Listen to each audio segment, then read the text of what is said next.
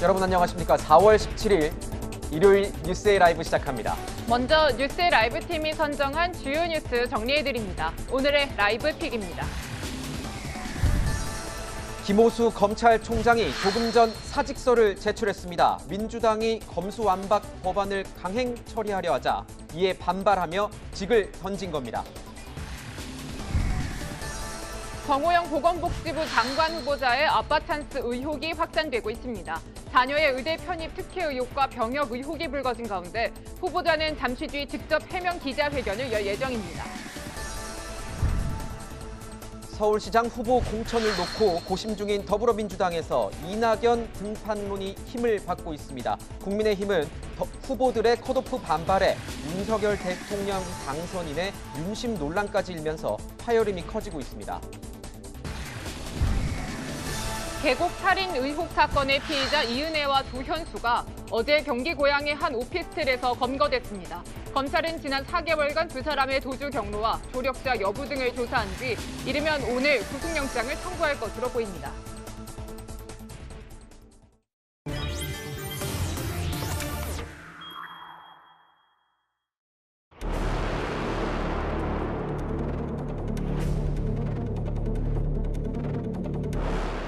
범죄라는 부분을 직접 수사하지 못하도록 했고요. 경찰과 검찰 그리고 공수처가 서로 협력하는 동시에 서로 견제할 수 있도록 구조를 만들어놨다. 검수완박은 이재명 방탄법입니다. 권력 범죄를 은폐하기 위해 수사 자체를 막아버리겠다는 의도입니다. 민주당은 착각하지 말아야 합니다. 권력자의 범죄는 결코 숨길 수가 없습니다.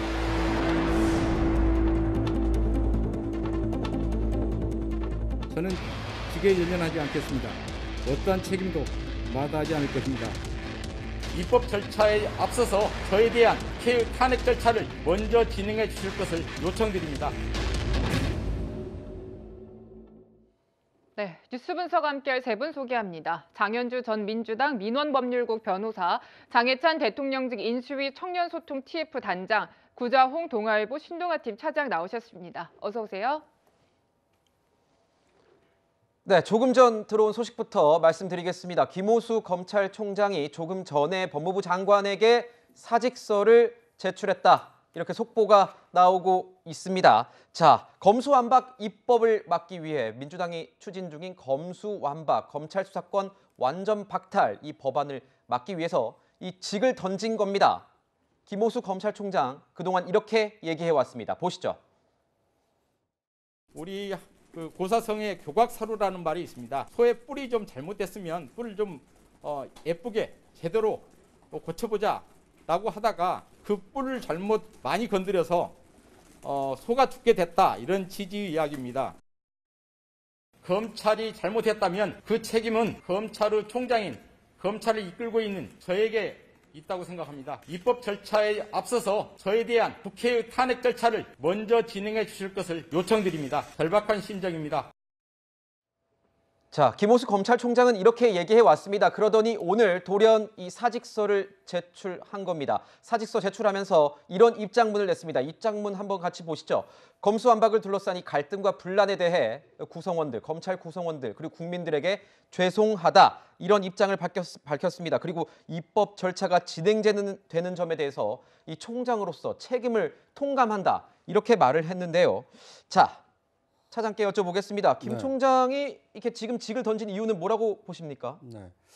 글쎄 이제 왜 오늘 던졌는지 사실 저는 좀 개인적으로 이해하기가 어렵습니다. 왜냐하면 내일 그 법사위에서 이 검수완박과 소위 검수완박과 관련된 법안의 부당성을 이 의원들에게 설명할 수 있는 시간을 지금 내일 예정을 하고 있었거든요. 내일 현직 검찰총장으로서는 처음으로 이 국회 방문이, 국회 법사위 출석이 예정돼 있었고, 그렇습니다. 사실상 그 자리는 대여론전, 그러니까 여론 성격도 있었는데, 여론의 입장을 밝힐 성격도 있었는데 돌연 지금 한 이유는 이해가 안 된다, 이런 말씀이시죠? 그러니까 이제 물론 뭐 검찰총장으로서 이 검찰의 어떤 이제 수사권을 박탈하기 위한 이 관련 법안이 이 제출을 막을 수 없다라는 이제 절박한 심정에서 이 책임을 통감하고 책임을 지겠다라는 입장을 이제 밝히면서 사퇴한 것은 뭐 충분히 이 고위공직자로서 이제 그럴 수 있다라고 볼 수 있습니다만, 다만 국민들에게 내일 소상히 검찰총장으로서 지금 그 더불어민주당 의원들이 추진하고 있는 이 검수완박과 관련된 법안들이 얼마나 부당한 것인가. 만약에 그런 법안들이 통과가 됐을 때 일반 국민들에게는 어떠한 이 해악을 끼칠 수 있는지, 이런 것을 소상히 밝힐 수 있는 이 기회의 장이 지금 그 내일 예정이 돼 있었습니다. 그래서 저희는 언론 입장에서는 김호수 총장이 검찰을 대표해서 이 대국민에게 이 검찰이 수사권을 행사해야 되는 이유를 합리적인 설명을 하겠구나, 이런 기대를 가지고 있었는데, 네. 오늘 돌연 이제 개인의 어떤 거취 표명이야 뭐 공직자 개인의 이 자유라고 볼 수도 있습니다만, 검찰이라는 조직 전체를 대변해서 국회라는 또 국민에게 이 설득할 수 있는 이 해명의 기회를 스스로 어떤 자진 사퇴함으로써 이 봉쇄한 것은 오히려 어떤 검찰의 수사권을 지키는데 이 악영향을 끼치지 않을까 하는 좀 아쉬움이 남습니다. 네, 말씀해 주셨다시피 원래 내일 법사위에서 현안 질의가 예정이 돼 있었습니다. 그런데 이제 갑작스럽게 사의를 표명을 한 건데요. 어떻게 보시는지 궁금합니다. 뭔가 배수의 진을 친 걸로 해석을 해도 되는 건지요? 사실 김호수 총장이 뭐 사직을 할 것이다라는 것은 그렇게 네. 놀라운 일은 아니었습니다. 원래 그 전까지도 뭐 직에 연연하지 않는다, 뭐 본인을 탄핵 먼저 얘기도 탄핵해달라, 했었죠. 예, 이런 얘기도 계속 하셨기 때문에 사실 뭐 사직을 하거나 뭐 사의를 표명할 것에 대해서는 그렇게까지 놀라운 건 아닌 것 같습니다. 근데 다만 이제 법사위에 출석해서 말할 수 있는 기회를 본인이 스스로 포기하면서 사직을 하는 시점이 꼭 오늘이어야 했는지에 대해서는 네. 또 많은 또 그 우려나 우구심들이 있을 것 같기는 합니다. 다만 김호수 총장 같은 경우에는 법무부 차관으로 근무하면서 네. 검찰개혁 부분에서 또 일을 하셨던 분이거든요. 그리고 수사권과 기소권을 분리해서 검찰개혁이 있어야 된다는 기본적인 그림에는 항상 동의를 해오셨던 분이었는데, 일단 검찰총장으로서 검찰의 수장이 된 후에는 그 입장이 달라지신 것 같아서 그 부분에 네. 대해서도 민주당은 약간 의아함을 품고 있었던 부분이 있었거든요. 이제 그런 상황에서 오늘 이제 사의를 표명하신 거에 대해서는 사실 내일 또 법사위에서 그런 얘기들을 또 민주당 법사위 의원들이 물어볼 예정이었는데 대답을 듣지 못하는 부분에 대해서 좀 아쉬움이 있습니다. 네. 이거 잠깐 절차를 좀 구자용 차장께 여쭤보고 싶은데, 네. 그렇다면 이렇게 이제 사직서를 냈으면 박범계 법무부 장관이 결정을 하는 겁니까? 아니면 대통령이 최종 결정을 해서 처리가 되는 겁니까? 어떻게 됩니까? 그러니까 이제 검찰총장의 경우에는 이 법무부 직제상으로는 이제 법무부와 이 검찰이 약간 그 수직 계열화되어 있는 것처럼 보입니다만, 이 직책도 이렇게 장관급으로 갔습니다. 그래서 그렇기 때문에 법무부 장관이 어떤 인사권을 행사하거나 뭐 제청권을 행사하지 못하고요. 다만 보고를 받습니다. 그러니까 사직서를 제출하면 법무부 장관이 인사권자인 대통령에게 보고를 해서 대통령이 그 사의를 수용을 하게 되면 네. 이제 검찰총장에서 물러나게 됩니다. 이 전례가 하나 있습니다.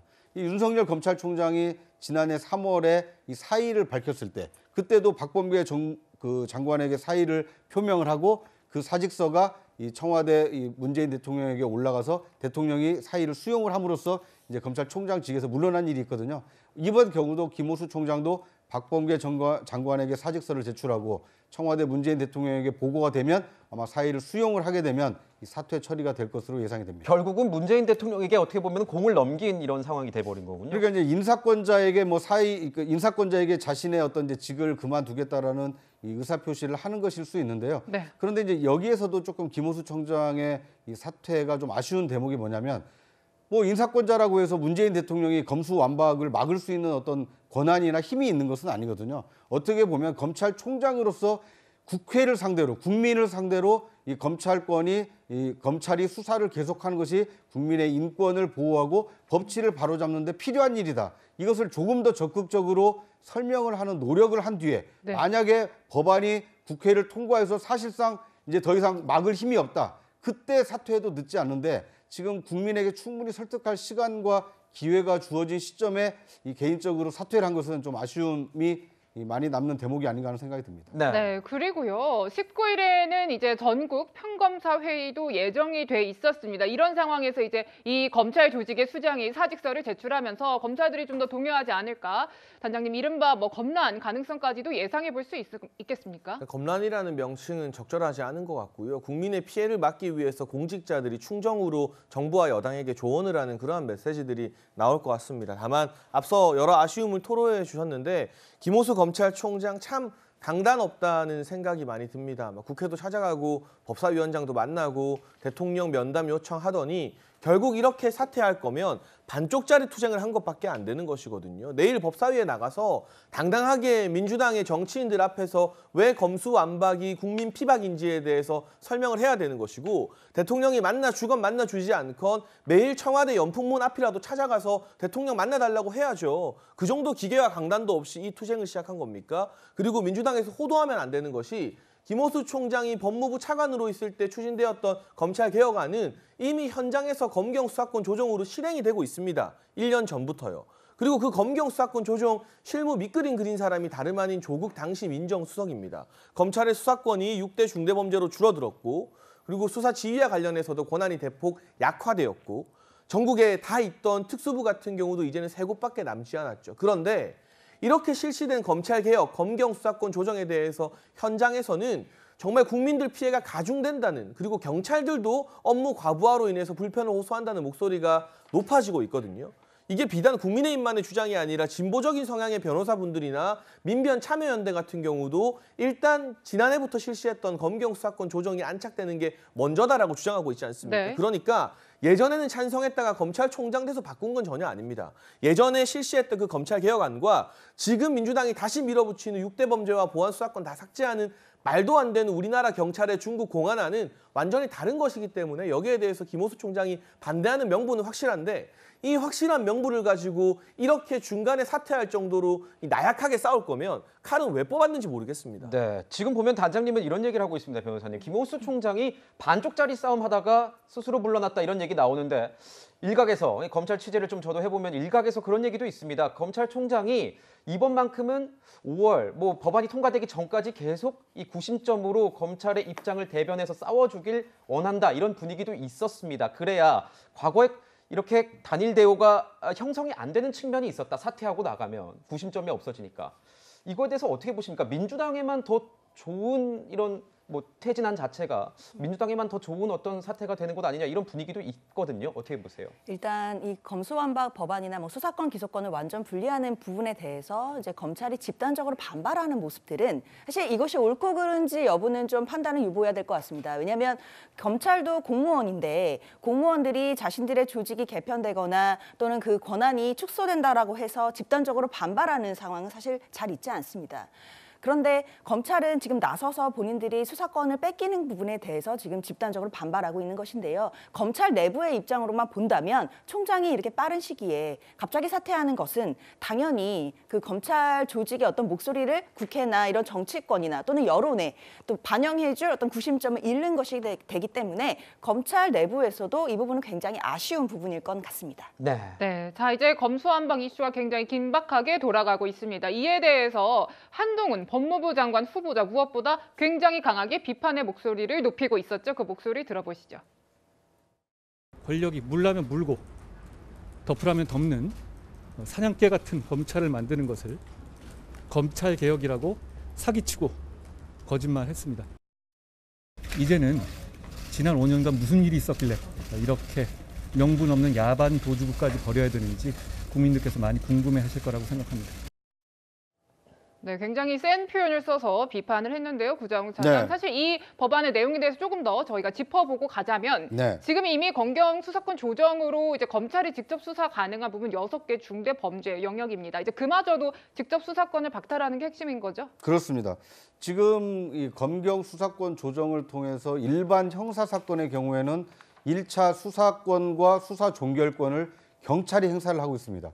그런데 이제 6대 범죄 중요한 국가적으로 중요하고 이 공직자와 관련돼서 이 부패 가능성, 부패의 규모가 큰 사건의 경우에는 이 검찰이 직접 수사할 수 있도록 지금 남겨놨는데, 더불어민주당이 지금 이 검수완박이라고 해서 형사소송법을 개정을 추진하고 있는 것은 검찰이 아예 이제 수사를 못하도록 하겠다라는 어떤 그 목적이 있어 보입니다. 왜냐하면 지금 현재의 형사소송법에서는 검사가 수사를 개시할 수 있다라고 지금 규정이 돼 있거든요. 그런데 앞으로는 검사가 수사할 수 없다로 이제 이 할 수 있다를 할 수 없다로 바꾸기 때문에 이 검찰의 어떤 직접 수사권을 막는 이런 법안이 제출이 될 예정이기 때문에 검찰로서는 상당히 크게 반발을 하고 있는 것으로 보입니다. 네, 검찰에서는 지금 말씀하신 것처럼 이 자체가 위헌적 성격이 있다 이렇게 지금 말을 하고 있습니다. 거기에 비해서 민주당은 무슨 위헌이냐?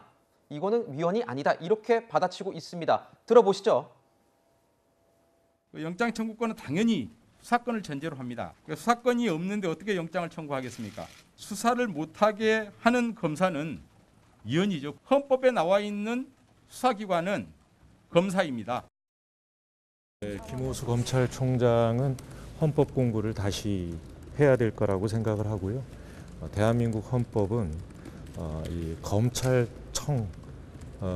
이 권한에 대해서 어떠한 한 줄도 있지 않습니다.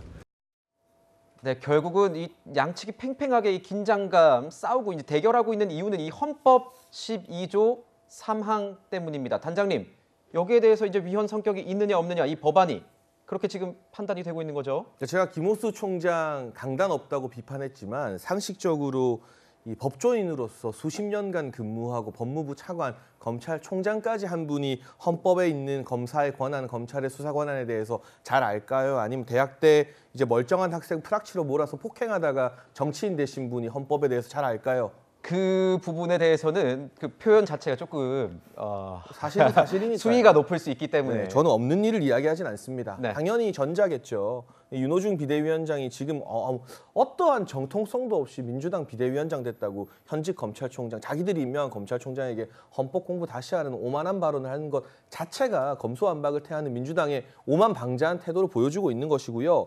헌법에서 가장 중요하게 여기는 부분은 한마디로 축약한다면 모든 공직자와 정치인들이 국민을 위해야 된다는 겁니다. 그런데 6대 범죄 박탈 같은 경우도 중범죄에 대해서 면죄부를 줄 수 있다는 점 때문에 국민에게 엄청난 피해를 주는 일이지만 가장 중요한 건 경찰의 수사에 대해서 검찰이 보완 수사를 지시하거나 재수사할 수 있는 권한마저도 삭제한다는 거 아니겠습니까? 그러면 계곡살인 사건의 이은혜 같은 일당이 발생하고 경찰에서 무혐의로 종결했을 때 검찰이 이걸 다시 들여다보면서 이번에 이은혜 일당을 검거한 것처럼 피해자를 구제해줄 방법이 안 생기는 거예요. 민생 과정에서 서민과 관련된 여러 범죄에서 얼마나 많은 국민들이 피해를 입고 피눈물 흘릴지 모르겠는데 이번에 심지어 청와대 비서관 출신의 민영배 의원 같은 경우는 2번, 3번 수사하는 게 필요하냐라는 말도 안 되는 소리를 하시더라고요. 그러면 우리 재판은 3번 왜 받습니까? 대법원까지. 수사 한 번 했을 때 100% 그 수사가 완벽하면 모든 피해자들이 무혐의 종결된 사건에 대해서 다 인정해야 되는 건가요? 헌법의 기본 정신, 국민을 위해야 한다는 그 기본 정신을 망각한 법안이기 때문에 구체적인 법안의 해석에 관련된 전문성 관련해서도 제가 앞서 말씀드린 것처럼 윤호중 비대위원장이 낄 자리가 아닙니다만 국민을 위하지 않는, 국민에게 피해를 끼치는 이 같은 법안을 국회의원들이 이렇게 집단적으로 추진한다는 것 자체가 헌법 위반입니다. 네. 지금 방금 말씀하시면서 윤호중 위원장의 어떤 이런 말씀 뭐 해주셨는데 저도 뭐 배경은 잘 모르겠습니다. 그분이 어떤 일을 하셨는지 제가 뭐 취재를 해본 것도 아니고 하지만 이분의 어떤 능력과 배경에 대해서 설명하시는 거기 때문에 제가 좀 수위가 높은 부분에서 지적을 했다는 점을 말씀드리겠습니다. 네, 자 국민의힘에서는 이 검수완박 법안 개정안에서도 어떤 특정한 의도가 숨어 있다라면서 비판을 하고 있습니다. 그러니까 뭐냐면요, 이 개정안에 포함된 내용에 검찰이 수사 중인 사건을 경찰에 승계하는 바로 그 항목 때문입니다. 그러니까요, 변호사님. 그러니까 정권 관련 뭐 수사들 뭐 저지시키겠다, 지연시키겠다 이런 의도가 있다라는 해석인 거죠.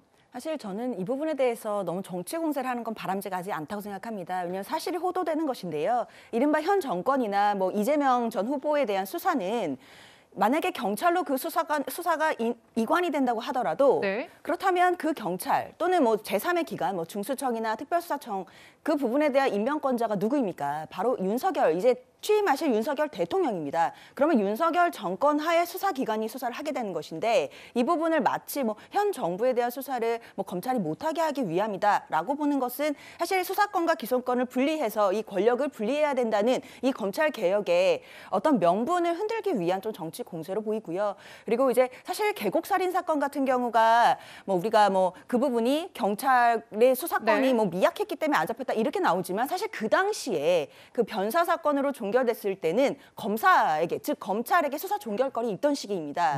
그리고 실제로 그때는 그 안미연 검사가 그 변사 사건으로 실제로 수사를 종결했었고 그렇다면 검찰이 수사를 종결했던 것이었고요. 오히려 그 후에 뭐 그 이제 시사 프로그램이었죠. 그 프로그램이 언론에 많이 화제가 되면서 그때부터 다시 유족들이 다시 경찰에 고소를 해서 그때부터 또 새롭게 일산경찰서에서 또 수사를 했던 건이기 때문에 이 건과 검수완박과는 뭐 크게 관련이 있다고 보이기는 좀 어렵다고 봐야 될 것 같습니다.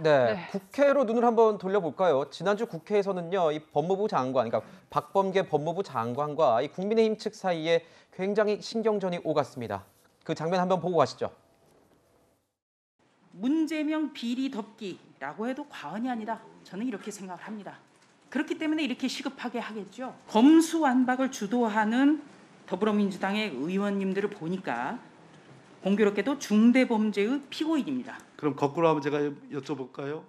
자, 그렇게 장관님, 소위 장관님, 수사기소 분리 장관님, 검수완박이라고 자, 하는 그것을 결국 문재인 대통령 자, 수사 못하게 장관님, 하는 것이다 하면 나중에 그러면 얘기하시고요. 지금 그러니까 검수완박 부패 완판이란 얘기예요. 이것은 검찰의 중대범죄를 검찰이 수사도 못하게 하겠다. 그럼 조수진 의원님 세상에 검찰이 이것이 지금 문재인 대통령을 문명국가입니까? 수사하는 것이 이게 마땅하다라는 문명국가입니까? 그러한 질문이십니까? 아, 수사할 게 있습니까?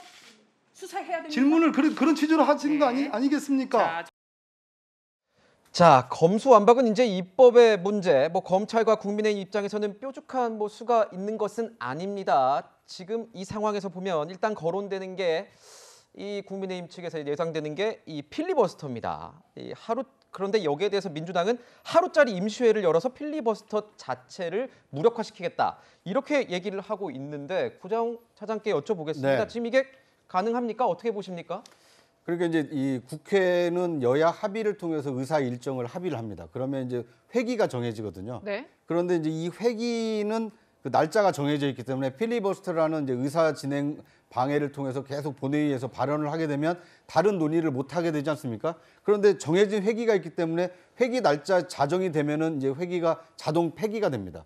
그러면 이제 법안을 통과를 못 시키게 되는 거죠. 그런데 지금 민주당은 이제 과반 의석 이상을 확보를 하고 있기 때문에 임시회를 소집해서 하루짜리 임시회를 다시 소집해서 본회의를 열어서 그 법안을 단독으로라도 처리하겠다. 네. 이런 얘기가 나오고 있기 때문에 이 검수완박을 완수하기 위해서 이제 꼼수완박하는 거 아니냐 이제 이런 비판을 지금 받고 있습니다. 물론 이것은 의사 일정 그 국회법에 따라서 이 더불어민주당이 맘만 먹으면 할 수가 있습니다. 네. 문제는 이제 이 국회 이 지도부가 과연 그것을 어느 정도 이제 용인해 주느냐 여기에 달려 있다고 봅니다. 그렇군요. 네, 지금 이 민주당이 전략으로 짜고 있는 이 회기 쪼개기를 하려면 이제 국회의장의 협조가 굉장히 필수적이잖아요, 단장님. 그런데 이제 박병석 국회의장 같은 경우에는 기존에 이제 여야가 이견이 있었던 쟁점 법안에 대해서 거부한 전례도 있기 때문에 이번에도 과연 협조를 해줄지 굉장히 그의 마음에 시선이 쏠리고 있는 상황인데 어떻게 전망하십니까? 일단 국회의장이 되면요. 당적을 내려놓게 돼 있어요. 그 이유가 무엇이냐? 이 당리당략에 얽매이지 말고 네. 우리나라 입법부의 최고 어른이 되어달라는 그런 제도적 취지 아니겠습니까?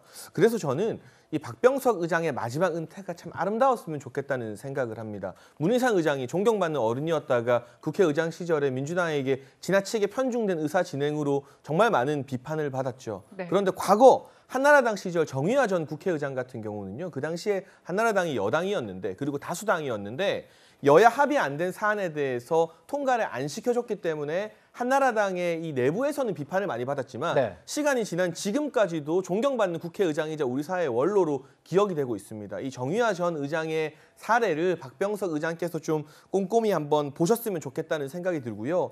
민주당 의원들이 박병석 의장이나 또 문재인 대통령에게 너무 많은 부담을 지어주고 있는 셈입니다. 결국 박병석 의장이 김상희 부의장에게 사회권을 내려놓고 네. 맡겨주고 이 미국 출장길에 올라야만 이게 의사 진행이 되는 건데 네. 그렇지 않게 됐을 때는 또 민주당의 강성 지지층이 박병석 의장에게 후원금 막 18원 보내고 문자 폭탄 쏟아내고 그러겠죠. 네. 그런 부담을 왜 박병석 의장 은퇴하는데 주는 겁니까? 또 문재인 대통령이 결과적으로는 국회의 시간이라고 했지만 검수완박에 대해서 의견을 안 밝히실 수가 없거든요. 안 밝히면 너무나 비겁한 정치인이 되는 것이기 때문에 네. 왜 문재인 대통령 임기 말에 이처럼 민감한 국민 민생과 직결되는 악법에 대해서 의견을 밝히도록 강제하는 겁니까? 그러니까 민주당이 애초에 안 되는 걸 되게 밀어붙이려다 보니까 박병석 의장과 문재인 대통령에게까지 부담을 너무 많이 주고 있는데요. 저는 박 의장께서 앞서 제가 말씀드린 정의화 전 의장의 사례 등을 생각하면서 이 사회권, 이토록 중요한 법안에 대한 사회권을 양보하지 않고 미국 출장 떠나면서 자연스럽게 이 문제가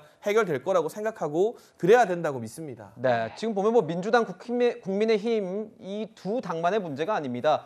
이 172석의 민주당에게도요, 이 필리버스터, 이 국민의힘의 필리버스터를 종결시키기 위해선 180석이 필요한데 거기에 가장 중요한 역할을 하는 게 정의당입니다. 정의당 같은 경우에는 이 검수완박 법안에 반대 입장을 내놓고 있는데 그러자 이 지지자들이 후원금을 보내지 않겠다, 후원금을 환불받겠다 이렇게 나서고 있다고 하네요, 변호사님. 보면은 정의당은 어떻게 보세요? 지금 이 민주당과 결국은 이 지지자들의 어떤 이런 강성 지지자들의 움직임에 갈지 아니면은 이 반대 입장을 계속 밀고 갈지 그것도 좀 궁금합니다. 일단 정의당의 기본적인 입장이 물론 계속 언론에서는 민주당과는 다른 의견이다라고 소개되고 있지만 사실 본질을 보시면 수사권과 기소권을 완전히 분리해야 된다는 방향에는 정의당도 찬성하고 있습니다. 네. 다만 이제 민주당이 이번 뭐 4월, 5월 이 시기에 바로 어떻게 보면 그 법안을 통과시키겠다는 것, 이 부분의 속도 부분에 대해서 이견을 좀 표하고 있는 것이거든요. 하지만 기본적으로 명분이 선출되지 않은 권력에 대해서는 우리가 민주적 통제가 필요하다는 부분도 정의당이 또 철저하게 우리가 또 동의를 하고 있기 때문에 그리고 그렇다면 또 지지자들이 또 많은 반발이 있고 하다 보면 정의당도 또 생각을 달리할 수도 있는 부분이거든요. 물론 그 부분에서는 당연히 민주당이 뭐 물밑에서건 아니면 공식적으로건 정의당과의 어떤 협치나 설득 과정이 필요할 것입니다. 그렇게 해서 설득이 된다면 뭐 필리버스터를 저지할 수 있는 의석수도 충분히 확보할 수 있을 것으로 보고 만약에 그것이 어렵다고 할지라도 뭐 국회법상 보장돼 있는 여러 가지 절차, 소위 이제 우리가 회기 쪼개기나 뭐 살라미 전술을 통해서 네. 얼마든지 뭐 국회 뭐 본회의 통과되는 것은 뭐 가능할 것이라고 생각이 듭니다. 그렇군요. 네, 자 문재인 정부 끝나기 전에 숨가쁘게 돌아가고 있습니다. 검수완박 관련 정치권 법조계 움직임 짚어봤습니다. 네, 저희는 이제 인사 검증 문제로 가보고자 합니다. 가시죠.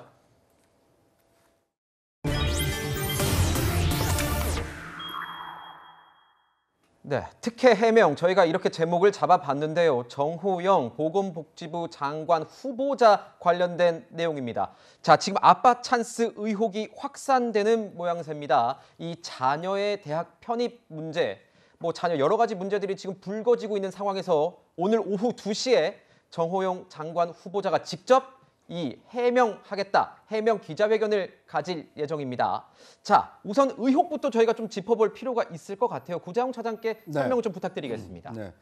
이 정호영 차장의 이 두 자녀가 있는데요. 이 딸과 아들이 이 대학은 뭐 그 딸은 서울대를 나오고 아들은 이제 경북대를 나왔는데 그 두 자녀가 대학 졸업 이후에 경북대 의대에 편입을 했습니다. 네. 그런데 이 편입하는 과정에 혹시 당시에 경북대 의대 부총장 그리고 경북대 병원장을 맡고 있던 이 아빠 찬스를 쓴 거 아니냐, 이제 이런 의혹이 지금 가장 크게 제기가 된 상태고요.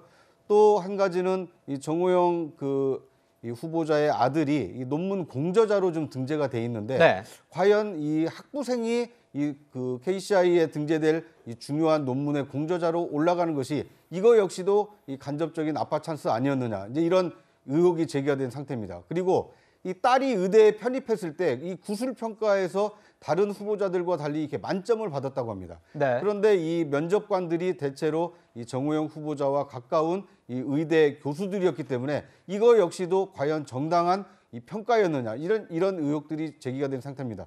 그리고 최근에 불거진 의혹 중에 하나는 정호영 후보자의 아들이 당초에는 그 2급 현역 판정을 받았다가 나중에 이 척추관 협착증 증세로 나중에 이제 4급 이 사회복무요원으로 그 변경이 됐는데 이때 이 4급으로 변경됐을 때 병원이 또 묘하게도 이 부친인 정호영 후보자가 근무하고 있던 이 경북대 병원이다 보니까 근데 이런 딸과 아들의 편입학 그리고 아들의 논문 등재 그리고 아들의 병역이 2급에서 4급으로 그 조정되는 과정에 당시 그 경북대 의대 부총장 그리고 경북대 병원장으로 있었던 아버지 정호영 후보자의 뭐 영향력이 행사된 거 아니냐, 이런 총체적인 아빠 찬스 논란에 지금 휩싸여 있는 상황입니다. 네, 이런 여러 의혹들에 대해서 이 정호영 후보자는 사실 무근이다, 아주 선을 긋고 있습니다. 그 목소리 들어보시죠. 아빠 논문에 이름 올렸다는 그런 좀 허위 보도는 없었으면 좋겠습니다. 그 대학 교수는 그 대학이 뭐 서울대 교수라고 해서 서울대에는 자녀를 못 보냅니까? 아빠가 졸업한 학교를 가고 싶었겠죠. 네, 지금 이제 사실 무근이라는 그런 목소리를 같이 함께 들었는데 이런 여러 가지 의혹들이 쭉 제기되는 게요. 이제 정치권 또 여러 분야에서 조국 전 장관 시즌2 아니냐, 이런 비판 나오고요, 단장님. 그리고 이 워낙에 이제 공정과 상식을 키워드로 당선이 된 윤석열 당선인이지 않습니까? 이런 후보자에 대한 의혹들이 나오는 게 정부 출범도 전에 좀 악영향인 거 아니냐, 이런 분석들이 있는 게 사실입니다만. 일단 제가 생각하는 중요한 원칙은 불법이냐 아니냐 여부보다는 국민 눈높이에 맞냐 안 맞냐, 훨씬 더 깐깐한 원칙을 세우고 인사 검증을 해야 된다라고 보고요. 제가 여러 방송에서도 이번 주 내내 누누이 강조했습니다만 국민의힘이 과거 조국 전 장관에게 제시했던 기준이 더 엄격해지면 엄격해져야지 정권 교체했다고 그게 느슨해져서는 안 됩니다. 다만 오늘 오후 2시에 정호영 후보자가 기자회견을 통해 여러 가지 해명을 한다고 하니까요. 그렇죠. 일단 그 첫 번째 구체적 해명이 오늘 직접 나오는 셈이거든요. 네. 이걸 보고 국민이 납득할 수 있는 해명인지 아닌지 판단해야 할 것 같은데요. 제가 한 가지 아쉽게 느껴지는 거. 네. 이 기자분들이 보통 인사청문회 준비단 출근길에 나가서 대기하고 후보자의 여러 가지 멘트를 따기 위해서 노력하지 않습니까? 물어보죠. 그 과정에서 좀 더 낮고 겸허한 자세로 이런 논란을 일으킨 것 자체가 송구하다고 말씀하셨으면 좀 더 좋았겠다라는 아쉬움은 좀 느껴지는데요. 네. 일단 오후 2시에 기자회견을 봐야겠지만 그 기자회견 이후에 국민의 여론 거기에 대해서 이 당선인 측과 인수위 그리고 국민의힘 모두가 정말 민감하게 그리고 겸손하고 낮은 자세로 대응해야 된다고 생각합니다. 네, 정호영 후보자 관련해서는 뭐 새로운 의혹들이 나오고 있습니다. 저희 채널 A에서도 이 취재를 통해서 밝혀낸 내용이 있는데 과거 다녀온 해외 출장 4년이 지난 최근에야 늑장 신고를 했는데 거기에 또 서류도 허점 투성이다. 뭐 이런 얘기들이 계속 나오고 있어서 저희가 취재 의혹 의혹 보도 해드린 적이 있습니다. 오늘 여기에 관련해서도 정 후보자가 얘기를 할 수 있을지 좀 궁금한 상황이고, 자, 저희가 또 단독 보도를 했던 게 이겁니다, 단장님. 이 인사청문 자체, 인사검증 자체가 굉장히 인수위에서 늦게 이루어졌다. 거의 할 시간이 없었다. 한 이틀 정도? 많으면 이틀 정도 아니었을까, 정 후보자에 대해서. 이런 얘기가 나오면서 이 인사검증 과정이 굉장히 부족했다 이런 얘기 나오는데 사실입니까? 어떻게 보세요? 뭐 해당 단독 보도 저도 잘 봤고요. 네. 인사검증 동의를 발표 뭐 한 이틀 전에 했다던가 그렇죠. 하는 이 후보자 본인의 답변이 있었던 것 같습니다. 그렇죠. 그런데 오늘 인수위 측에서 나온 이야기를 한번 보니까요. 이 정호영 후보자 같은 경우는 과거 경북대 병원장이 될 때 박근혜 정부에서도 검증을 한번 받았고 문재인 정부에서도 인사검증을 받은 이력이 있었기 때문에 이미 지난 인사검증 통과 기록이 조금 이번 인사추천 과정에서 크게 작용을 했던 것 같습니다. 하지만 뭐 그런 게 국민 앞에 이 변명하는 면피의 이유가 될 수는 없고요. 어쨌든 언론이 보도를 해서 집중적으로 의혹을 제기한 만큼 제기된 의혹에 대해서는 성실하게 답을 해야 하고, 저는 뭐 정호영 후보자의 여러 의혹 중에서 표창장을 위조했다거나 하지도 않은 봉사활동을 했다거나 이런 부분에 대해서는 아직 나온 게 없지만 어쨌든 국민들이 고개를 갸웃거릴만 하고 의혹을 가질만 하거든요. 그러면 그 자체가 좀 송구스럽다. 그런 마음으로 낮은 자세로 계속 임해야 된다는 생각이 듭니다. 네, 자 이런 상황에서 민주당 총공세 아주 강력한 비판 연일 이어가고 있습니다. 영상으로 만나보시죠. 윤석열 당선인은 공정과 정의를 내세우고 당선이 됐습니다. 만약 윤 당선인이 조국 전 장관에게 적용했던 잣대를 자신과 측근에게는 적용하지 않는다면 국민이 나서서 심판할 것입니다. 네, 민주당의 공세 이어지고 있고요. 공정의 잣대 누구에게나 똑같아야 된다. 특히 이 공정을 고리로 비판을 하고 있는 것 같네요. 그렇습니다. 우리 국민 여러분들께 영린이라고 한다면 두 가지가 있을 것 같습니다. 자녀의 병역 문제, 그다음에 입시 문제일 것입니다. 근데 그 두 가지 의혹이 동시에 나오고 있습니다. 그리고 잘 아시지만 우리가 조국 전 장관 사례로 인해서 어떤 그 고위공직자들에 대한 검증의 잣대가 어느 때보다도 높아진 시점입니다. 이제 국민 여러분들께서는 합법이냐 불법이냐 이런 것이 중요한 것이 아니라 눈높이에 국민들 눈높이 잣대에 맞느냐 그것을 판단하실 텐데요. 사실 그렇다면 여야 할 것 없이 모든 공직자들 그리고 모든 정치인에게 동일한 잣대가 적용돼야 하면 당연할 것입니다. 그리고 특히 그 인사검증 동의서를 하루 전에 제출했다는 부분은 참으로 좀 이상한 부분인데요. 상식적인 부분은 아닌 것 같습니다. 아무래도 윤석열 당선인의 40년 직이었다는 부분이 좀 작용을 하는 것이 아닌가라는 또 의혹이 있을 수밖에 없는 것이고, 그리고 사실 인사검증 동의서를 하루 전에 제출해서 실제로 검증할 수 있는 시간이 하루밖에 없었다는 것은 인수위 측에서도 굉장히 난감한 상황이었을 것 같습니다. 그렇다면 과연 그 정호영 그 후보자를 지명하는 과정에서 인수위의 검증보다는 윤석열 당선인의 어떤 그 윤심이 더 작용한 것이 아닐까라는 생각을 당연히 할 수밖에 없는 것이고, 그 사실 여부를 떠나서 윤석열 당선인에게 지금 현재 매우 큰 정치적 부담이 되는 것만은 뭐 명확한 사실입니다. 그렇군요. 윤석열 당선인 측에는 그만큼 부담이 되는 것은 사실이다. 여기에 대해서는 공통적으로 의견을 가지고 있는 것 같습니다. 자, 정 후보자 어제까지만 해도 뭐 이런 내용도 나왔습니다. 자진 사퇴설 나오고 있었는데 정 후보자 그게 아니라고 말했습니다. 보시죠. 자진 사퇴 의사 관련해서는 지금 뭐 별다른 변화는 없으시고 그대로. 왜 자꾸 사퇴하라 그러세요?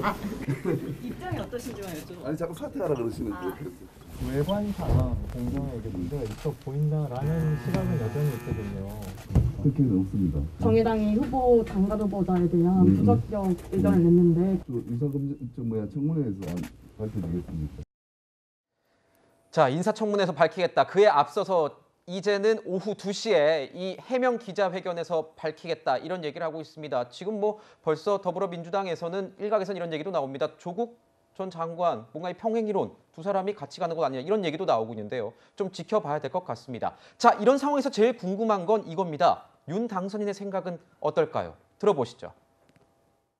오늘 오후 2시에 후보자 본인이 자청해서 기자간담회를 열고 그 의혹들에 대한 설명을 하겠다라고 한 상태이기 때문에 저희도 지켜보고 있는 상황이고요. 다만 그 부정의 팩트가 확실히 있어야지 않나 하는 생각을 당선인께서 말씀을 하셨습니다. 후보자 본인이 정확한 해명을 해서 국민들께 납득을 시킬 수 있는지 이러한 모든 것들을 저희도 한번 지켜보고 그리고 국민들의 말씀을 무엇보다 경청할 생각입니다.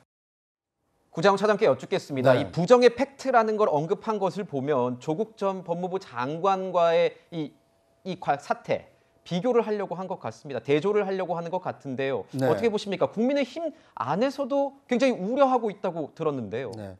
저렇게 이제 부정의 팩트로 이렇게 이 논리의 방어막을 치게 되면 그것은 검찰의 어떤 압수수색을 통해서 진위 여부를 가릴 수밖에 없는 사안이거든요. 지금은 어쨌든 이 공직 후보자로서 이 적절한 이 도덕성을 가지고 있느냐와 관련된 각종 의혹이 지금 제기되고 있는 상태이기 때문에 네. 이 의혹을 팩트로 확인하는 데는 상당한 시간과 어떤 정보와 어떤 이 팩트를 수집하는 노력이 필요합니다. 그래서 인사청문 과정에 과연 이 부정의 팩트 여부를 이 판가름할 수 있느냐, 이것은 좀 시간이 걸리는 문제이기 때문에 쉬운 문제는 아닌 것으로 보이고요. 다만 문제는 지금 첫 인상과도 같은 이 첫 조각의 공직 후보자가 네. 윤석열 당선인이 대선 때 그토록 강조했던 이 공정과 상식의 눈높이에 맞는지, 그리고 윤석열 당선인이 인사 요건으로 얘기했던 이 능력 위주, 실력 위주의 이 공직 후보자로서 충분히 자격이 있는지, 이것에 대해서 국민들이 지금 고개를 갸우뚱하고 있는 상황이기 때문에 물론 오후 2시에 이 후보자의 그 기자회견과 해명을 충분히 들어볼 필요는 있어 보입니다만, 그럼에도 불구하고 기자회견 이후에도 국민들께서 의혹의 시선을 거두지 않는다라면 인사권자인 그 윤석열 당선인 판단 이전에 이 후보자 본인이 어떤 거취를 결정할 필요도 있어 보이지 않나 하는 생각이 듭니다. 네. 네, 자, 2시 기자회견은 좀 지켜봐야 될 것 같고요. 자, 이 후보자 중에서 또 시선이 많이 가는 분 있죠. 한동훈 법무부 장관 후보자입니다. 그에 대해서는 이제 전세 보증금을 가지고 부동산 문제가 의혹으로 제기가 되고 있는데 좀 설명을 해드리면은 본인이 소유하고 있는 아파트에 이제 세를 놨고 원래는 전세 보증금이 12억 2천만 원이었는데 17억 5천만 원으로 인상해서 계약을 했다라는 거예요. 그러니까요, 단장님, 그러니까 상승률이 43%니까 이게 임대차법에 좀 걸리는 것 아니냐 이런 지적이거든요. 이건 알아보니까 미담이던데요. 그 이전에 그런가요? 이분이 굉장히 오랜 기간 동안 시세보다 훨씬 낮은 가격으로 이 한동훈 후보자의 집에 이 전세를 살고 계셨고 이사를 가겠다고 밝히셨다가 이제 그 이사가 좀 어려워지면서 원래 시세대로 계약을 한 겁니다. 그리고 계약갱신 청구권을 행사하지 않고 세입자와 이 한동훈 후보자 사이에 원활한 합의를 통해서 시세에 맞춰서 전세 가격이 마지막에 조정된 거라서요. 요즘 사실 이 한 아파트에 또는 한 집에 전세 2년 이상, 4년 이상 이렇게 오래 있는 케이스 오히려 임대차 3법 이후로 찾아보기 힘들어지는데 임차인이 먼저 제안해서 정상적인 거래가 이루어졌고 임차인의 입장을 언론이 취재해서 물어보니까 그 이전에 오랜 기간 동안 시세보다 싸게 산 것에 대해서 오히려 고마워하는 마음을 가지고 계시는데 민주당이 미담을 발굴해줘서 참 감사하다라는 이야기를 드리고 싶고요. 한동훈 후보자가 과거에 뭐 임대차 3법 찬성하거나 발의하지 않았죠. 임대차 3법이라는 시장 질서를 무너뜨리는 무리한 법안 발의해놓고 전세금 그것보다 많이 올린 박주민 의원 사례와는 확실히 비교되는 반대되는 케이스라고 할 수 있겠습니다. 네, 그렇군요. 자, 지금 뭐 미담이라고 하셨는데 이겁니다. 7년 동안 시세보다 싸게 살았기 때문에 이번에는 시세대로 계약을 했기 때문에 오히려 미담이 될 수 있다. 이렇게 뭐 해명성 발언을 해주셨는데요. 민주당에서는 그렇게 보고 있지 않습니다. 이 미담이라는 내용 자체가 의혹이라고 보고 아마 인사청문회가 열리면 이 부분 포인트로 공략할 수 있다, 공세할 수 있다 이런 얘기가 나오고 있습니다. 민주당은요 1순위 낙마자로요 한동훈 법무부 장관 후보자를 꼽고 있습니다. 보시죠. 한동훈 법무부 장관 후보가 권력기관의 개혁과 개편에 대해서 야반 도주국이라고 폄훼했습니다. 인사청문을 앞둔 후보자라고 보기 어려운 오만방자한 언행입니다. 역시 윤석열의 우병우, 윤석열 정부의 실질적 2인자 소통령답습니다. 국무위원으로서 스스로 심각한 함량 미달을 자인한 겁니다. 인사청문을 해보나 마나 이미 레드카드 퇴장입니다.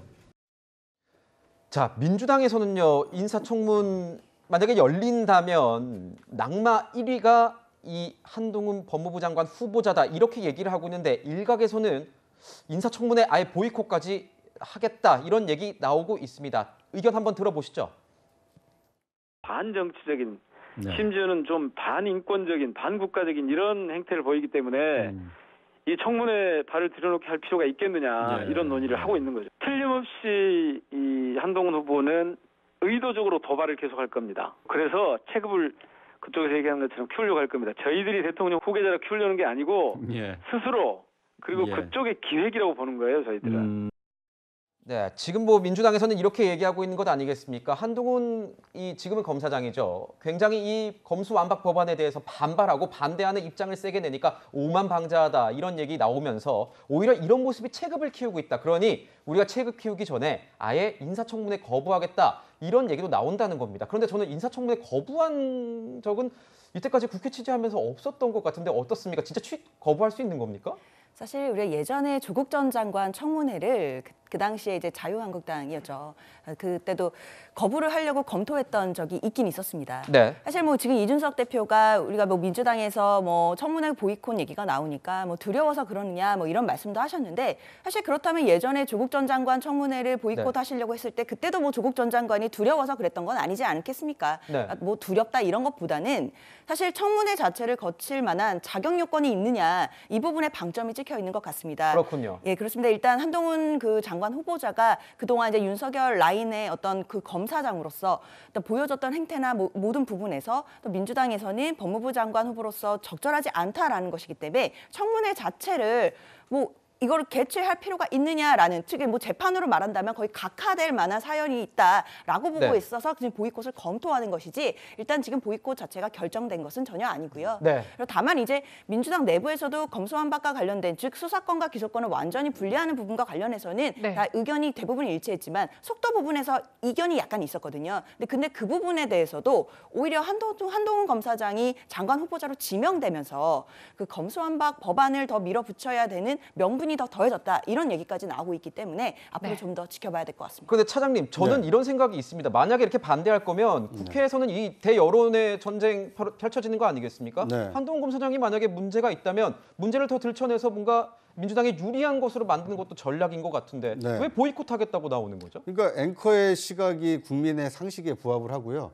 말은 보이콧 거부라고 하지만 사실상 장관 임명을 방조하겠다는 것이거든요. 그러니까 인사청문 보고서가 채택이 안 된다고 해서 장관 임명이 철회되지는 않거든요. 그러니까 인사청문 보고서 채택 이후에도 그 인사권자가 임명을 강행하게 돼 있는 것이 현행 국회법입니다. 만약에 부적절한 인사를 그 장관으로 임명하는 것을 막겠다라는 의지가 민주당이 강하다라면 지금 검수완박과 관련된 관련 법을 제출하듯이 인사청문법을 강화하는 법안을 제출하면 됩니다. 국회에서 인사청문회가 거부되거나 또는 인사청문 보고서가 채택이 거부된 그 국무위원 후보자에 대해서는 장관으로 임명할 수 없다. 이제 이런 인사청문 규정을 엄격하게 적용하도록 이 법 개정을 충분히 할 수 있음에도 불구하고 한동훈 후보자에 대해서 인사청문회를 보이콧하겠다, 거부하겠다. 이것은 말로는 보이콧하고 말로는 거부하는 것이지만 국민 앞에서 한동훈 후보자와 논리 대결을 하거나 아니면 잘잘못을 따질 만한 어떤 자신감이 있다라면 보이콧할 이유가 없고 거부할 이유가 없는 거 아니겠습니까?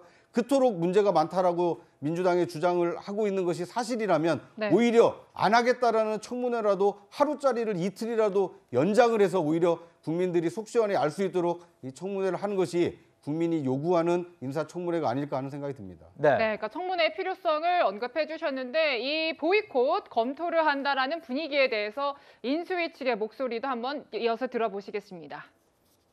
민주당이 국민의힘과 함께 그 국회에서 청문회를 잘 치러주시는 것은 국민 앞에 책임을 다하는 일입니다. 거부하는 것 자체가 국민들께서 상식적으로 납득하실 수 있는 일인지, 다만 당선인과 저희 인수위가 거론할 문제가 아니라 국회에서 해결하실 문제다. 네, 목소리 함께 들었는데, 그러니까 특히 이 문제에 대해서 이준석 대표 같은 경우에는 민주당의 두려움이 느껴진다라고 분석을 했어요. 단장님도 그렇게 생각하시는지 공감하는지도 궁금합니다. 지금 법무부 인사청문회하는 법사위예요. 민주당 의원들 숫자가 국민의힘 의원 숫자보다 훨씬 더 많아요. 그럼 발언권이나 발언 시간이 거의 2배 이상 국민의힘보다 민주당 쪽으로 보장이 될 겁니다. 완전히 기울어진 운동장이거든요. 왜냐하면 의석수가 많기 때문이죠. 그런데 그 기울어진 운동장에서 국민들 지켜보는 가운데 한동훈 법무부 장관 후보자를 꺾을 자신이 없다는 거 아니겠습니까?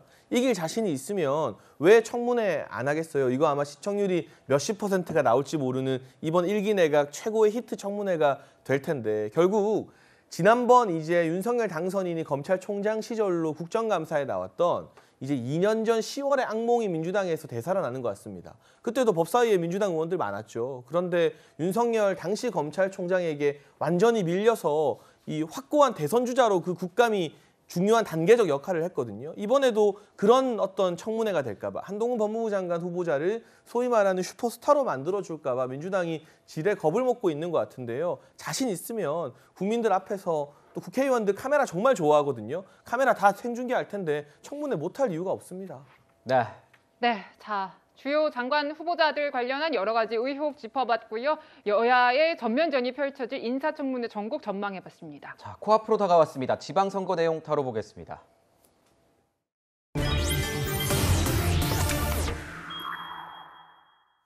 자, 민주당에서 서울시장 후보 찾기에 지금 난항을 겪고 있는 상황인 것 같습니다. 굉장히 고심하고 있습니다. 전략 공천하겠다고 발표는 했는데 누굴 할지, 지금 송영길 전 대표 같은 경우에는 이미 출마 선언 오늘 이제 할 예정인데, 이런 상황에서 이낙연 전 대표의 등판론까지 나오고 있는 상황입니다. 여쭤보겠습니다. 네. 아니, 송영길 대표 나오겠다고 하는 사람이 있는데 왜 갑자기 이낙연 대표가 계속 이렇게 막 등판론이 나오는 겁니까? 그러니까 이제 송영길 대표의 경우에는 그 최재성 전 그 정무수석이 송탐대실이다라고 얘기하면서 사실상 출마를 좀 만류하는 기자회견을 하지 않았습니까? 이제 그런 당내 기류가 좀 있어 보입니다. 왜냐하면 인천에서 국회의원하고 인천시장을 지낸 송영길 대표가 서울시장에 출마하는 것은 서울 시민들에게 이 표를 달라고 할 명분이 마땅치 않다. 네. 송 대표는 그렇게 주장하지 않습니다만, 다른 더불어민주당 소속 의원이나 인사들의 경우에는 송영길 대표가 서울시장 후보로 나갔을 때 좀 어려워질 수 있다, 이제 이런 인식을 가지고 있는 것 같고요. 네. 그러다 보니까 이제 비대위에서 이 전략 공천 지역으로, 전략 지역으로 일단 그 경선 없이 후보자를 정하겠다라고 그 공천 방침을 밝힌 상황입니다.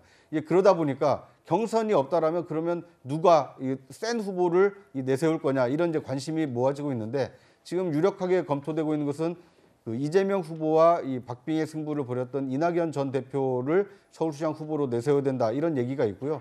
또 다른 한편에서는 그 유시민 전 노무현재단 이사장을 이 서울시장 후보로 내세우는 것이 좋겠다, 이제 이런 의견이 있어서 아마 서울시장 공천을 두고 더불어민주당의 어떤 갈등은 한동안 지속될 것으로 보입니다. 네, 지금 뭐 슬금슬금 제기되고 있는 이른바 이낙연 등판론에 대해서 공공연하게 서울시장 후보 출마 얘기한 송영길 전 대표, 굉장히 불편한 기색 내비치고 있습니다. 그 목소리 듣고 분석 이어가겠습니다. 자기가 하고 싶은 사람이 해야지 억지로 어떻게 말을 끌어다가 물을 먹일 수가 있겠습니까? 그래서 저는 이낙연 후보님도 반대하실 거라고 봅니다. 자신을 그냥 전략 공천하면 어떻게 힘이 모이겠어요? 가서 패배하면 더 정치적으로 큰 타격을 받을 텐데. 지금까지 이낙연 후보님 말씀은 미국 가시겠다, 안 한다, 이런 입장으로 알고 있습니다. 네, 지금 이제 공식적인 출마 선언은 오늘 오후 3시에 홍대에서 한다라고 해요, 변호사님. 지금 이런 전략 공천까지 지도부에서 밝힌 상황에서 어쨌든 자신의 길을 가겠다는 상황, 어떻게 진단하고 계십니까? 일단 사실 전략공천이라는 것 자체가 서울시 지금 경선에서 지금 선언이 되긴 했지만 이것 자체 굉장히 이례적인 건 또 아닙니다. 왜냐하면 우리가 그 민주당 당원 당규를 보시게 되면 어떤 선거에서든 그 전략적으로 전략공천 지역을 정할 수 있는 요건들이 있고요. 그게 이제 서울시가 해당해서 그 뭐 선정이 된 것이기 때문에 그게 어떤 송영길 당대표와 전 당대표와 어떤 뭐 갈등이라든지 이런 게 있다라고 보기에는 좀 어려울 것 같고요. 지금 전략공천 지역으로 선정이 되고 그다음에 그 후보자는 아직 정해지지 않았기 때문에 지금 뭐 언론에서 거론이 되는 뭐 이낙연 전 대표라든지 뭐 다른 인물들까지도 모두를 다 가능성을 열어놓고 다 검토가 되고 있는 중이기 때문에 사실은 그 후보군에는 송영길 대표도 또 들어있는 것입니다. 또 이러다가 전략공천으로 송영길 대표가 될 수도 있는 것이거든요. 그렇기 때문에 물론 송영길 전 대표 같은 경우에는 지금 경선을 해야 되는 것이고 경선을 원칙으로 해서 붐업을 해야 된다 이런 주장을 하시는 거고 그 주장도 얼마든지 당에서는 있을 수 있는 얘기라고 생각이 듭니다. 하지만 이제 공천이라는 것이 한번 이제 정해지고 나면 또 우리 민주당이 일치 단결해서 또 한 후보로 또 단합하는 원팀의 모습을 보여줄 것이기 때문에 지금 이게 뭐 갈등 국면이다라고 보기에는 좀 너무 지나친 억측이다 이렇게 보입니다. 변호사님, 그럼 이건 어떻게 해야 되나요? 명심, 그러니까 이재명 전 후보 같은 경우에 지금 상임 고문 같은 경우에 갑자기 이 SNS에 좀 등장하는 경우가 많아지고 있으면서 좀 있으면 등판하는 것 아니냐 이런 얘기가 나오면서 결국은 이제 명심이냐 이심, 그러니까 이재명의 어떤 의사 그리고 이낙연의 의사 이렇게 둘이 또 맞붙는 게 아니겠느냐. 둘이 이제 내부에서 또 개파 갈등이 일어나는 거 아니야 이런 얘기 나오는데요. 거기에 대해서는 어떻게 보세요? 일단 이재명 상임고문이 뭐 SNS에 글을 올린 것은 아무래도 이제 세월호 관련돼서 어제가 그 세월호 8주기였기 때문에 그 부분에 대해서 이제 SNS로 올린 것이고 그 자체가 무슨 확대 해석될 만한 얘기는 아닌 것 같습니다. 다만 그렇다 하더라도 이재명 상임고문이 이번 지방선거에서 뭐 직접적이든 간접적이든 지원 유세나 여러 가지 뭐 어떤 활동을 통해서 영향력을 미칠 것임은 좀 분명해 보이기는 합니다. 무조건 나온다는 거군요. 예, 뭐 그게 이제 어떤 방식이 되었던 간에 목소리를 내실 것 같기는 합니다. 하지만 그것이 뭐 당장 드러나는 뭐 이낙연계와 뭐 이재명계의 다툼이다라고 보기에는 아직 그렇다 할 만큼 뭐 당 내부에서 갈등이 있는 것은 전혀 아니고요. 오히려 그건 이제 외부에서 갈등이 있었으면 바라시는 분들의 어떤 얘기들인 것 같습니다. 제 생각에는요. 저는 아닙니다. 그래서 지금은 사실은 그런 뭐 개파 간의 갈등을 생각할 때가 아닙니다. 왜냐하면 일단 민주당 입장에서는 지금 비대위가 꾸려져 있는 쇄신과 반성을 해야 되는 지금 입장이고요. 또 검찰 개혁도 또 드라이브를 걸고 있는 상황입니다. 그렇다면 지금 선거도 중요하지만 국민들 앞에서 얼마나 진정성 있게 다가가서 국민들 앞에 쇄신하는 모습을 보여줘야 되느냐 이 문제가 남아있기 때문에 지금 개파 갈등이나 이런 거 신경 쓸 시간이 없습니다. 그렇군요. 네, 자 국민의힘 이야기도 연달아서 해보면요. 역시 공천 관련 여러 가지 자문들이 있습니다. 윤석열 당선인 관련한 이른바 윤심이 있는 곳에 공천이 되는 것 아니냐라는 그런 얘기들이 나오고 있고요. 구정 차장 특히 강원도가 굉장히 시끄러워요. 네, 일단 그 경선을 하겠다는 경쟁자가 있었는데 컷오프가 됐거든요. 그러니까 이제 김진태 전 의원이 이 경선하겠다라고 하면서 이제 강원도지사 도전장을 내밀었는데 컷오프가 되면서 자연스럽게 윤석열 대선 후보 시절에 이 TV 토론을 지원했던 이제 황상무 후보가 사실상 이 국민의힘 이 후보로 결정이 됐습니다. 이러다 보니까 이제 컷오프에 혹시 윤심이 작용한 거 아니냐 이제 이런 논란이 빚어지고 있고요. 컷오프된 김진태 전 의원은 이 컷오프된 다음 날부터 지금 이 국회 앞에서 단식 농성을 시작을 하고 있는 상황입니다.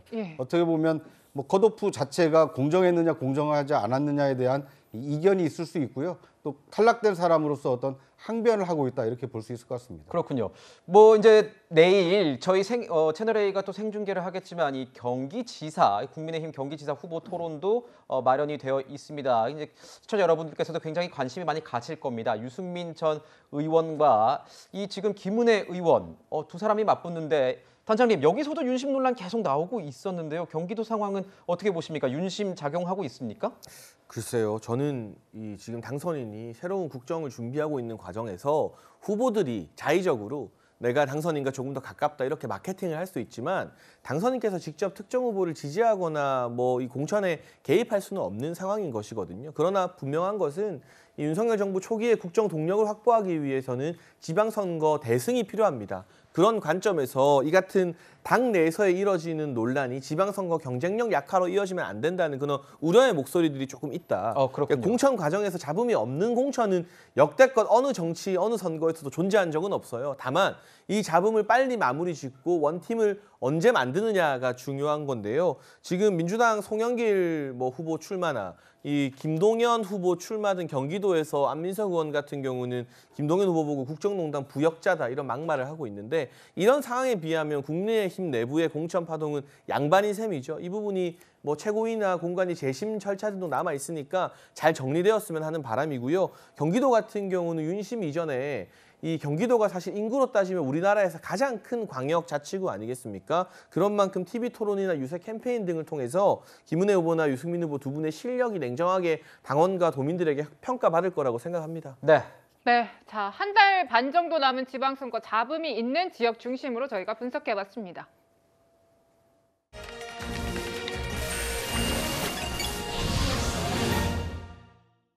가라. 침략군을 격파하고 한반도의 평화와 질서를 확립하고 돌아와라. 이길 때까지 싸워라. 이기지 못하면 죽을 때까지 싸워라.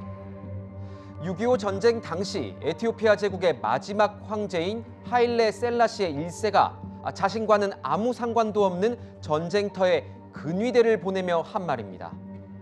이탈리아의 나라를 뺏겼던 심정을 알기에 너희들의 죽음으로 저들에게 기꺼이 자유를 안겨주고 오라는 뜻이었습니다. 대한민국은 그렇게 지켜진 나라입니다. 선진국이 된 지금 대한민국이 자유, 인권, 세계 평화 등 보편적인 인류의 가치를 지키기 위해 누구보다 앞장서야 하는 이유기도 합니다. 얼마 전 우리 국회에서 있었던 우크라이나 대통령의 화상 연설에서도 그런 대목이 언급됐습니다. 대한민국 국민 여러분, 50년대에 전쟁을 한 번 겪으셨고 수많은 민간인들이 목숨을 잃었습니다. 하지만 한국은 이겨냈습니다. 그때는 국제사회가 많은 도움을 주었습니다. 6.25를 겪은 우리 국민들에게 공감을 호소하며 지지를 구한 겁니다. 하지만 정작 연설을 듣는 국회의원들의 모습은 부끄럽기 짝이 없었습니다. 국회 본회의장도 아닌 국회 도서관 대강당에 의원 300명 중 고작 60명만 참석해 좌석이 텅텅 비었습니다. 17분의 연설이 뭐가 그리 길었는지 휴대전화만 보는 의원들. 의례적인 박수는 안 치느니만 못합니다. 지원은 신중히 판단할 사안이라 하더라도 공감해줄 마음이라도 먹는 게 이 인류의 차원에서 과거 국제사회에 도움을 받았던 나라로서 마땅히 해야 할 도리 아닙니까?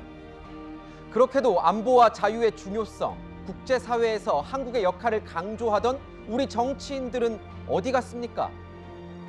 하긴 코로나와 집값, 치솟는 물가 대처는 뒷전이고 온통 검수완박에 매몰된 국회가 우크라이나에 관심이나 있을지 의문입니다.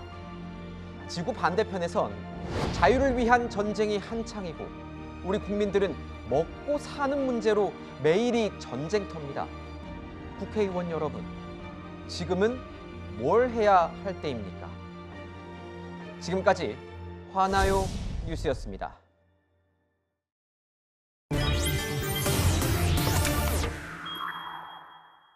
네, 최근 채널A 보시는 우리 시청자 여러분들 아셨을 겁니다. 이 계곡살인 의혹 사건에 대해서 저희가 계속 단독 보도를 보내드렸는데 어제 드디어 이 피의자들이 잡혔습니다.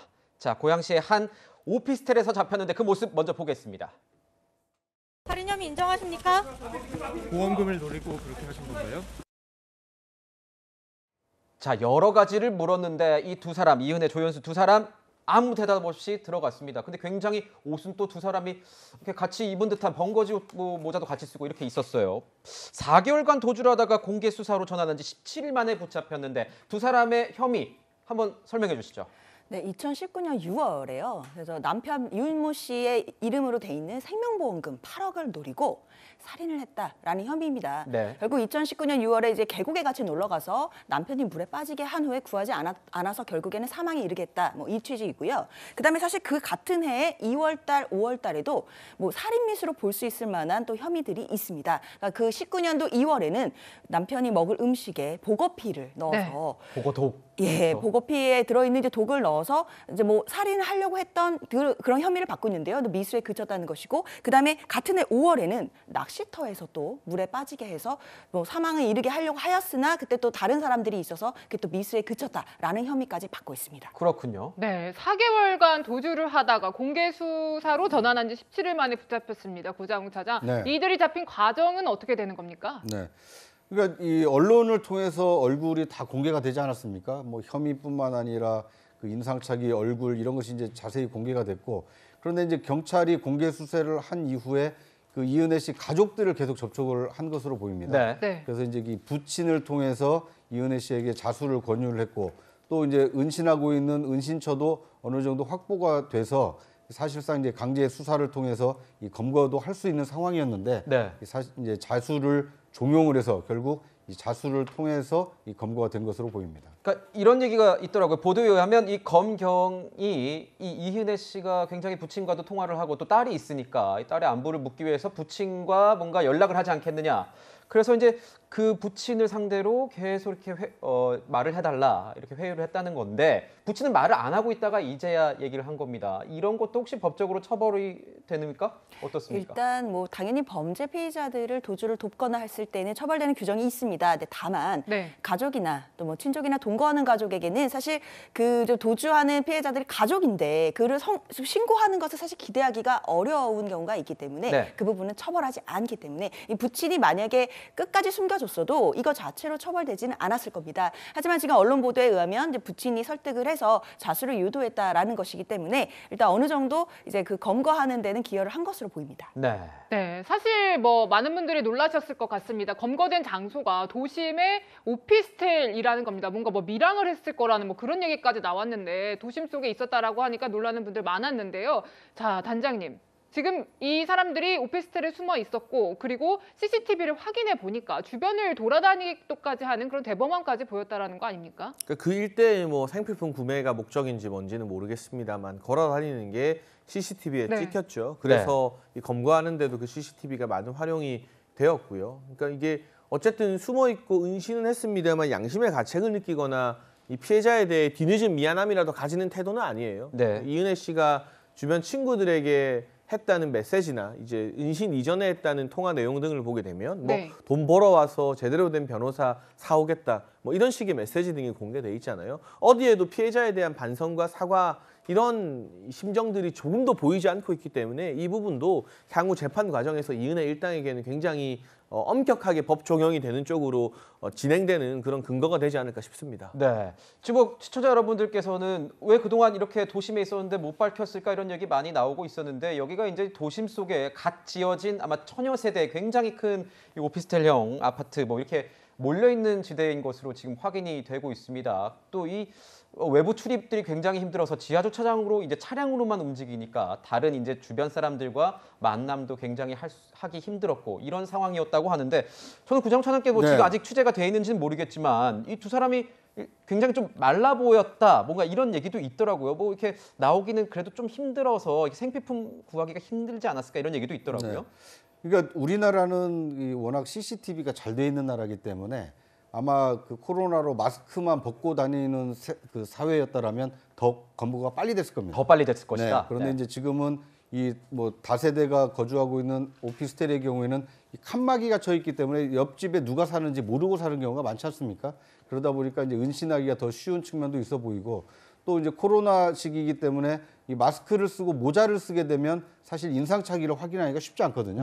이런 점도 상당 부분 뭐 은신하는 데 도움이 된 것으로 보입니다만, 그럼에도 불구하고 요즘은 이 과학적 수사 기법이 굉장히 이 발달이 돼 있어서 뭐 GPS 추적이라든지 어떤 신용카드나 휴대전화의 어떤 동선 파악을 통해서 또는 누구와 접촉하고 있는지를 금방 파악을 해낼 수 있기 때문에 아마 시간은 좀 걸렸어도 이은혜나 이 조연수에 대한 검거는 반드시 이루어졌을 거다 이렇게 보입니다. 그렇군요. 다만 이제 인상으로 봤을 때는 공개 수배까지 된 마당에 뭐 거리를 활보하고 다닐 수 없기 때문에 아마 이제 먹는 거 제대로 못 먹고 가고 싶은데 제대로 못 갔기 때문에 심적 부담도 있었을 테고 상당히 좀 야유어 보이는 모습입니다. 그렇군요. 네, 어찌됐든 검거를 했으니까 수사는 좀 속도가 날 걸로 보이는데요. 근데 이들이 살인을 직접 한 것은 아니고, 그러니까 계곡에서 다이빙을 하도록 유도해서 사망에 이르게 했다라는 거잖아요. 그러면 저희가 추측해 볼 수 있는 게 직접 한 건 아니니까 우리 살인 아니야라고 부정할 수도 있는 겁니까? 네, 그렇습니다. 법적으로 봤을 때 살인죄 행위 태양은 두 가지가 있습니다. 결국 이제 자기와 부작위인데요.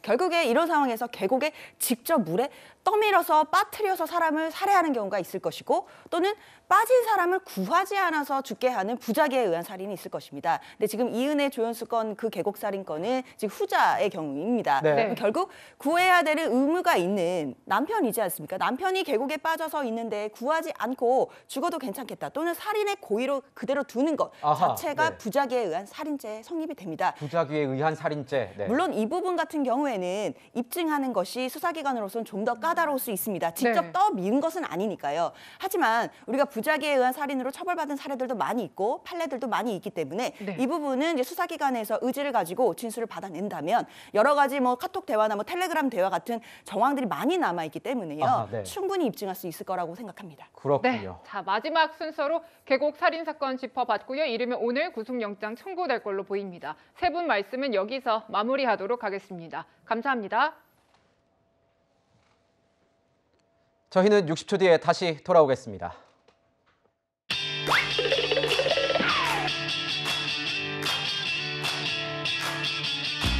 주요 뉴스를 미리 보는 시간이죠. 앞으로 뉴스입니다. 내일부터 코로나19로 인한 이 사회적 거리 두기가 전면 해제됩니다. 사적 모임 인원과 이 다중이용 시설의 영업 시간 제한은 완전히 없어지고 영화관, 공연장에서도 휴식이 가능해진다고 하네요. 네, 국회 기획재정위원회는 이번 주 화요일 이창용 한국은행 총재 후보자에 대한 인사청문회를 개최합니다. 이 후보자의 재산 형성을 둘러싼 검증과 통화정책 관련한 질의가 이어질 전망입니다. 네, 전국 장애인 차별 철폐 연대는 이 수요일 장애인의 날을 맞아 서울 지하철에서 대규모 노숙 투쟁을 진행합니다. 전 장현은 대통령직 인수위원회에 장애인 이동권 보장과 권리 예산 편성을 위한 실행 계획을 요청한 상태입니다. 네, 달밤에 상덕궁의 정취를 즐길 수 있는 상덕궁 달빛 기행이 이번 주 목요일 재개됩니다. 올해는 야간에 개방하지 않았던 왕의 집무실 시정당 권역이 처음으로 관람 동선에 포함됐습니다. 원래 방송하는 사람한테는 날씨가 좋으면 안 된다고 하죠. 시청률 영향 때문에. 홍앵커 오늘 보니까 근데 날씨 정말 좋았습니다. 그렇죠. 아침엔 지원하던데 낮 기온은 어떻습니까? 네, 아침보다는 기온이 좀 크게 오릅니다. 서울이 20도, 광주와 대구 23도로 어제와 비슷하거나 더 높겠는데요. 일교차는 10도에서 많게는 20도 안팎까지 벌어지겠습니다. 일교차가 10도에서 20도. 감기 걸리기 쉬운 날씨니까요. 겉옷 챙겨서 이 체온 조절 신경 쓰셔야겠습니다. 오늘 자외선도 굉장히 강하다고 들었습니다. 네, 그렇습니다. 굉장히 강한데요. 서울 등 중부지방의 자외선 지수는 높음이고요. 남부지방과 제주도는 매우 높은 수준까지 오르겠습니다. 외출할 땐 이 자외선 차단제 꼼꼼하게 바르길 권하겠습니다. 자, 이번 주 날씨도 종합해 주시죠. 네, 이맘때 봄 날씨가 한 주 동안 이어지겠습니다. 화요일부터는 낮 기온이 점점 올라와서 20도를 웃돌고요. 하늘은 대체로 맑고 건조함은 갈수록 심해질 걸로 보입니다. 네, 그렇군요. 저희가 준비한 소식은 여기까지입니다. 일요일엔 뉴스에이 라이브입니다. 네, 시청해 주셔서 감사합니다. So